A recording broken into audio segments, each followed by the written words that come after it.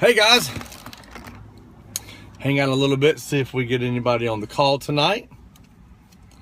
Let me know when you're here. If you get on, hit here, say something. Taking a few days to head up to the farm today and talk to and do some work up there with some good friends. Hanging out with the puppy Mason. Got my other puppy here, Gracie.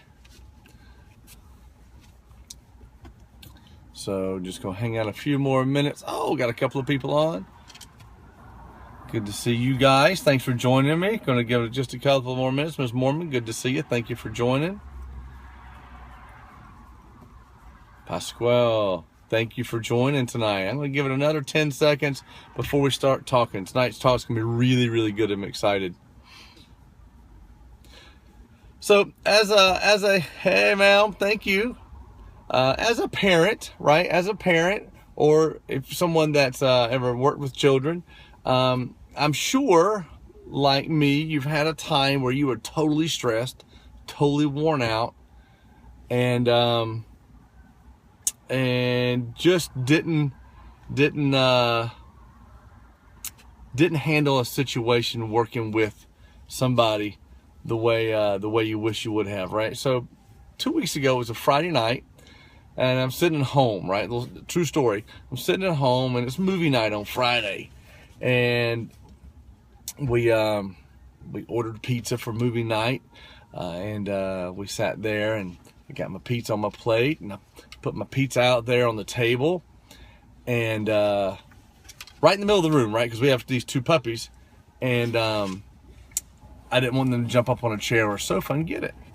So I'm sitting there, pizza on the table, going back in there to get me something to drink. And I come back in, and the table the TV table had been moved to the next to the sofa. And Mason is dragging my piece of pizza off my plate. And I yell at the dog, and then I proceeded to raise my voice and yell at Maggie. What did you do that for? Why did you move the plate? Why did you do this? Why did you do that? You know the dog's going to get it, right? And obviously I'm not doing it in a calm way. I'd had a really long day.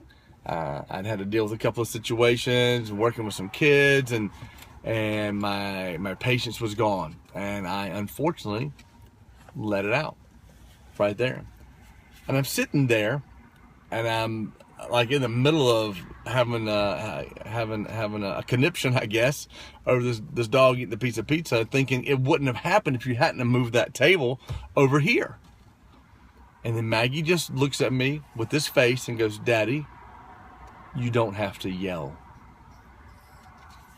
And I stopped. And I'm like, what do you mean I don't have to yell, right? That's how my dad dealt with everything, right? We yelled, right? If you got in trouble, somebody was raising their voice, right? Well, guess what? I didn't have to yell. I didn't have... you can't hear me. Let me turn that up.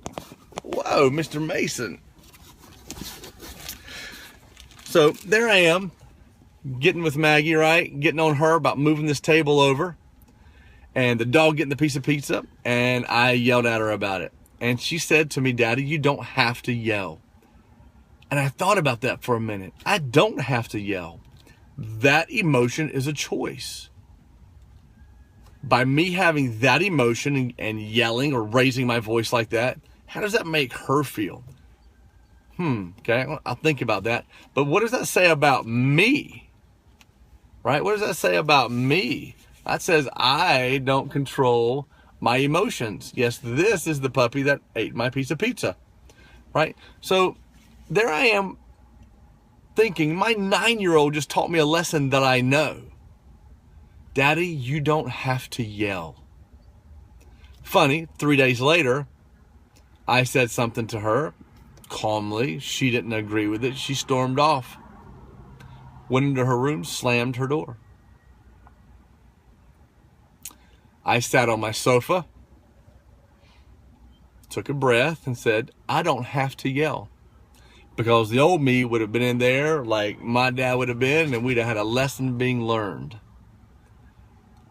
I waited a few minutes and I walked in her room and I opened the door and I looked at her and she looked at me like, oh, here it comes.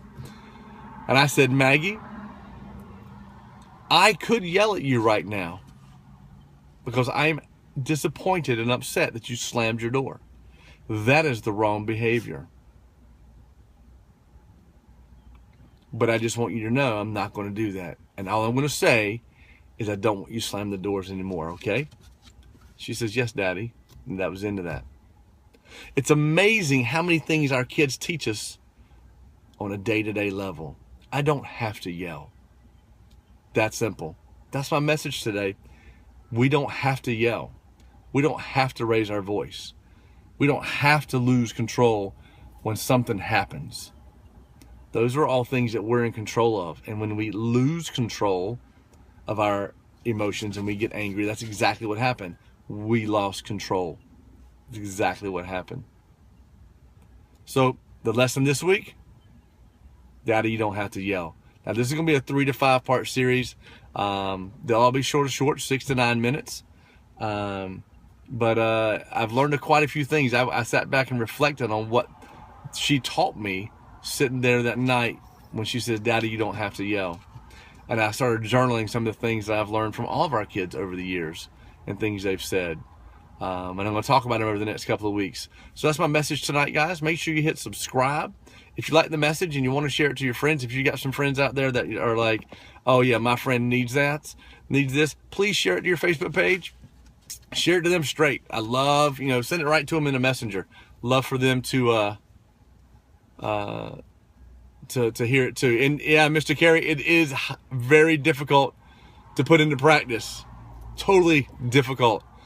But when she looked at me with that face and said what she did, I make a concerted effort now. I mean, it's a conscious effort when I feel my blood boiling to say I'm not going to yell because I saw the face that she gave me when she said, Daddy, you don't have to yell.